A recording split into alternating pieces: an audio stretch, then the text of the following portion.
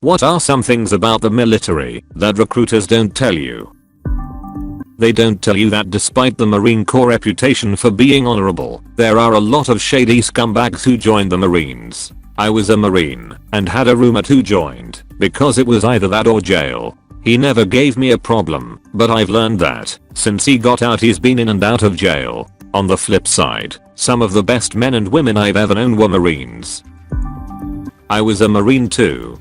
Basically my entire boot camp platoon were crime waivers and drug waivers. My senior drill instructor would answer the phone in his office by saying third deck felons. We lived in the third floor, and yeah, I've heard that story a lot about people getting to choose between military service and prison. I lost so much of my motivation right from day one when I saw what kind of people were there. And no, boot camp doesn't break you down and build you back up. All those guys were exactly the same when we went to combat training. We actually had guys stealing safety equipment like iPro and gloves from their platoon mates and selling them for cash. I ended up filing police reports when I was in training because of these guys. How does the whole Marine or prison thing work? Is it just for minor crimes? Is it offered to people, or do they need to apply for it? It feels a little bit manipulative to me to make people choose between prison and the military. It's mostly for minor crimes. The court just basically wants to give them a job. I mean, you can be whatever you want as long as you score high on the ASVAB. Yeah, I imagined it's kind of a combination of getting criminals jobs and making them do community service, but I have no idea. It's like police, really. We are seeing now that a lot of morally screwed up assholes join the police because they want that power over people. It's no different than someone joining the army or being a Marine. Except with those two, they want the power and the respect on top of it. I'm not even a soldier or a serviceman to understand that to gain respect in such positions, you need to start from the bottom and work your way to the top. It takes dedication, hard work and looking out for others as well as yourself to earn respect. It takes dedication, hard work and looking out for others as well as yourself to earn respect. There's a reason No Never penned a song called "Fuck the Fire Brigade." Firs and paramedics earn respect, and a big part is they don't attract people who want power. Except for a friend's ex. He joined the fire brigade because he loved fire and burning shit. But unlike the cops, the fire brigade doesn't put up with people like him. It takes out its own trash. You will be more bored than you have ever been in your entire life while you're in the military. Not all the time, but there will be periods of time where the hours feel like days. Not in the military myself, but from what I've gathered, it's either bored to death or to intense near-death moments. Nothing in between, each one making you want the opposite until you get it. Near-death experiences is gonna really only happen to infantry, which is less than 25% of military personnel. Mine was fairly honest, but what I will tell you is avoid combat jobs. You'll have a better time in the military, being in supply or logistics. I was in artillery and we were in the field constantly. It was exhausting. Yo, fuck artillery, bro. I hated my goddamn life. Was a medic for field artillery. Can confirm, it blows ass. Nothing like trying to take a shit in chest high grass cause the only clear spots are for the gun line. Did anyone ever get their nuts bit by a snake though? They don't tell you the posts around the world where your prospective job might end up. Many jobs only have a few locations they can go, so if you planned on globetrotting but ended up in El Paso, Texas, that's your own fault. They may not tell you how difficult it is to get promoted in your job. Some jobs are extremely difficult to make E5 and virtually impossible to get E6. Others are, relatively, very easy. They definitely won't tell you that certain jobs are prone to permanent injuries. Airborne and air assault sound cool, jumping out of airplanes and helicopters. Fuck yeah, but virtually every single paratrooper has knee, ankle and back injuries, not to mention the occasional concussion. Kid I worked with joined the Navy last October and the job he pushed forward landed him in either Italy, Japan or somewhere else overseas. He got sent to Japan and seems to love it. I did also tell him that if he even thought of slipping a ring onto a girl's finger while he was in, I would track him down to Japan and knock some sense into him. Nobody, and I mean nobody I knew who got married while in the service either stayed married or had a healthy marriage, and by healthy I mean not committing adultery. I knew a guy who married a trusted friend from his hometown. He was getting about $2,100 bar and would send her $700. They weren't in a relationship, was legit just for the money. He got to live off base and she got $700 for doing nothing. Win-win. My husband is a combat airborne vet. His experience pretty much affirms almost every point here. Document every injury while you are in and be prepared to resubmit for disability ratings a couple times. His first time submitting for PTSD was denied. At that time he wasn't able to go a single night without nightmares. Freaking madness. Also, get everything checked up on after you are out. He needed emergency surgery 10 years after getting out because he was still treating a long-term medical issue. Based on army medicine advice, take ibuprofen and suck it up. Nothing can be done to fix this. For that second point, if you are in a job that does have a very easy time to promote in, it's probably because it's a job that no one wants to stay in. When I got out of the military, I remember a briefing that everyone who was about to get out had to go to. It was a person here and there for other squadrons, and like 10 of us from mine. Every time that there's a change of command, your most important duty in the world will be to neatly lay out the contents of a Connex, wait for the incoming commander to come inspect it, repack everything when they inevitably don't show up, then do it all over again the next week.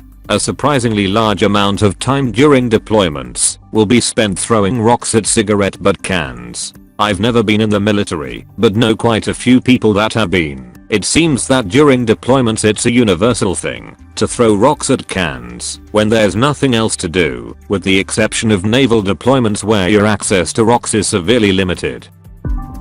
They don't tell you that until you complete basic training. You can quit any time without consequence, though you will never get a second chance to join. They don't tell you that if you qualify for a job you want, but it's not available, then you should just wait and come back in a week. Otherwise, as some have said, recruiters are generally blatantly honest. Edit. Also, if it's not in writing, it won't happen. Shady recruiters make verbal promises. It's rare but it happens. Get it in writing.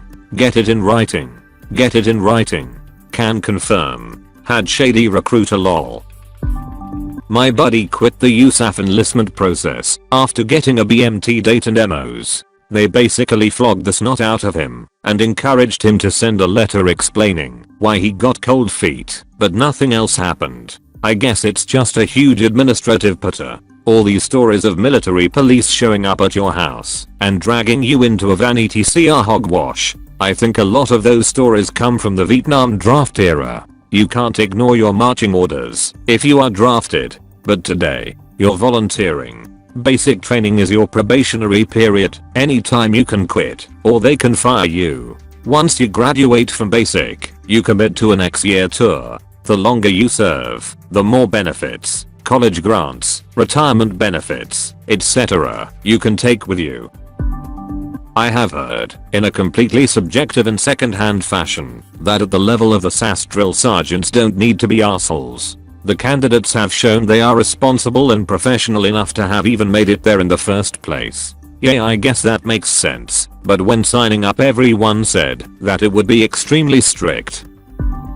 I was told, when I got my free haircut, that I could save my sideburns. They put him in an envelope for me. Basic training haircuts aren't even free. They charge you against an advance on your pay. At least that's how it was in the Air Force in 2004. There are certain career fields that are only available to officers. You require a bachelor's degree to become an officer. I talked to an AF recruiter and told him I wanted to be a pilot. He just wanted to get me to sign. I would have respected him a lot had he straight up told me that I needed to have a degree and go through a commissioning source to get an opportunity to be a pilot. I would have listened to him had he told me that enlisting would be a good opportunity to get experience and get college paid for. After all this time I never really liked being an officer, and had I enlisted I probably would have either spent an entire career as an enlisted person, or done 8 years enlisted and then become an officer. What do you dislike about being an officer? Did you ever become a pilot? I was enlisted for 4 years and always thought that being commissioned looked like a much better gig. Air Force here, 14 years. 2 big factors, aside from the ones you can more easily choose in your life, like marrying and spending money on dumb shit, will have impacts on your quality of life, what job you get, and where you get stationed. The job you get, you only have real control of before you sign. Avoid most maintenance jobs. Some are useful in the civilian world, but a lot are not, and they work you to death, compared to most other jobs. Also, avoid security forces or military police. Unless you're dead set on law enforcement, when you get out, you get the short end of every stick. And there will be pressure to sign up for those jobs, because people don't like to stay in them. Do your research, and find out where your jobs get stationed. If you look at certain jobs, a lot of them only exist for certain aircraft, and certain aircraft are only stationed at certain bases. Do your homework. In the States, a lot of bases are in the South, and most bases are by small cities that nobody would pay attention to in a sane world. But Europe and Japan can be had in a lot of situations, and if you get the opportunity to travel, take it. So many people end up staying close to home, and then wonder why they don't like their life. Go to school, travel the world, don't spend your money like an idiot. The recruiter's job is to get you to basic training. They'll send anyone there if they can. They'll talk about all this fancy training, but you'll spend most of your time doing menial tasks. Cleaning, changing tires, picking up trash, pointless stuff like that. Get the college money and get out. They'll tell you whatever you want to hear to get you to sign. If it's not in writing, don't believe it. We have a professional army in the Netherlands. You don't just get in without going through a tough vetting process. We don't have recruiters lying to us at mouths. They want the best, and if you want in you have to go to the recruiter instead. Most people I know get rejected. They pursue careers in police then, which also has a tough vetting process. If that doesn't work, they usually work as security, ticket control or city guards. Those usually have lesser requirements. That a verbal agreement and even a written one doesn't really mean shit when you sign up. I had 4 friends go into the military right after high school, 1 in the Air Force, 2 in Marines, 1 in the Navy, all of them, but the Navy guy got screwed. The Air Force guy was promised he would be an aircraft mechanic, but the school never had a seat for him, so he ended up being a carpenter. The Marines were promised they would go to basic together, and were immediately separated. They were also told their ASVAB scores qualified them for certain jobs and those were never even offered, so they both ended up in the infantry. Sorry bro, your friends were idiots. You get it in writing, then it's a contract. If the military reneges, then you can walk away. US contract law is legit. All 4 of your scenarios are your buddies being ignorant of their rights and the law.